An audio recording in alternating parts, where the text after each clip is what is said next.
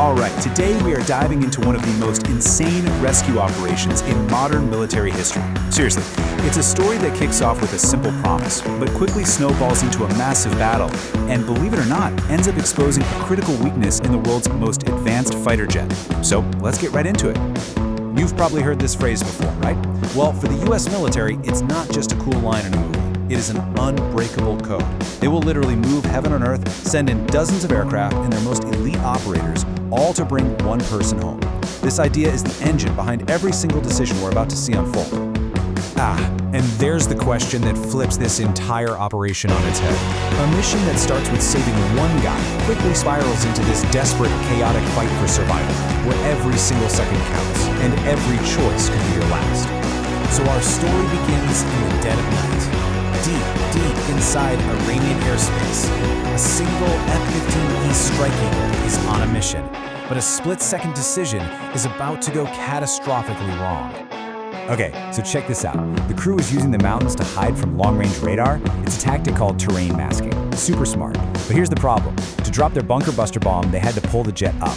The second they did that, they popped up over the radar horizon, and wouldn't you know it, a hidden missile system was just waiting for them. One missile hits, the plane's got her, and the crew has to eject into the pitch-black mountains below. You can really see the pilot's dilemma here. If you stay low in the valleys, you're hidden from the big, powerful radar networks. But the second you pop up, even for a moment, you become a perfect target for the smaller, mobile missile systems that are hiding in those exact same valleys. It's a high-stakes game of hide-and-seek, but, at 500 miles an hour. So, back on the ground, things are getting real fast. The pilot gets recovered within a few hours. But the weapons systems officer, the WSO, he isn't so lucky. He's wounded from the ejection and he's landed in some seriously rugged terrain. But his training just kicks in. The guy hikes for over 2 miles, climbs a 7,000-foot ridge just to get a signal out, and lights up his emergency beacon, all while he's being hunted by Iranian militias that are closing in fast. Okay, so now they know where the WSO is. The whole rescue machine spins up. But the first team they send in, they fly directly into a deadly trap. What was supposed to be a simple pickup turns into an absolute fight for their lives. The first assets to get there are a couple of A-10 Warthogs. They're diverted for what's called a rescore mission. Basically, their job is to act as bodyguards, fly low, protect the guy on the ground, and take out any threats before the rescue choppers even arrive. And they do just that, immediately engaging in enemy conflict. But that aggressive move becomes a price. See, while the A-10s are busy lighting up that convoy, they basically just rang the dinner bell. The Iranians were waiting. And as the first rescue helicopters arrive on scene, a hidden anti-aircraft gun just opens up from a concealed position. It was a perfect textbook ambush. And this ambush was so effective because of the specific threat they used. Turns out the Iranians had flooded the area with man-pads. Man-portable air defense systems, thanks shoulder-fired heat-seeking missiles. For low and slow aircraft like an A-10 or a helicopter, these things are absolutely lethal, because by the time you see it, it's often too late. And in the first few seconds of this ambush, one of those missiles finds its target, shredding an A-10's engine. And from there, the situation just cascades. Instantly, the A-10 goes down, so rescue choppers swoop in for that pilot, only to get ambushed by the hidden gun. It tears up the helicopter, Pedro 12, forcing it to crash. You've got F-35s flying stealth overwatch that have to blow their cover just to destroy the gun.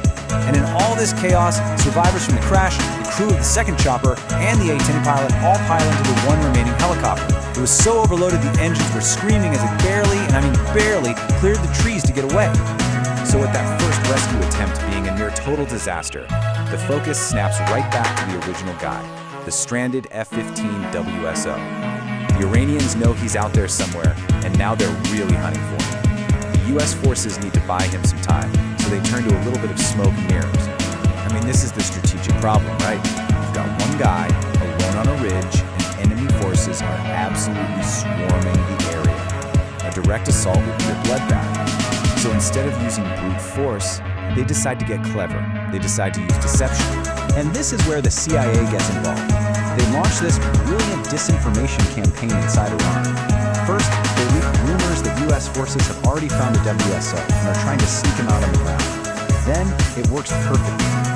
This fake rescue attempt pulls Iranian military resources and all their attention completely away from where the WSO actually is, buying the real rescue team a critical window of time.